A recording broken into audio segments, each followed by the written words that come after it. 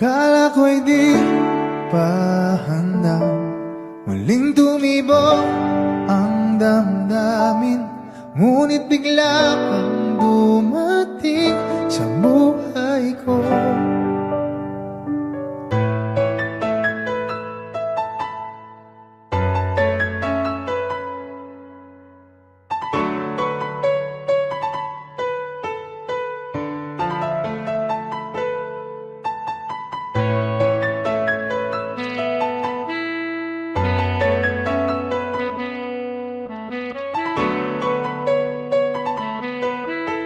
Sana ay ingatan ka niya.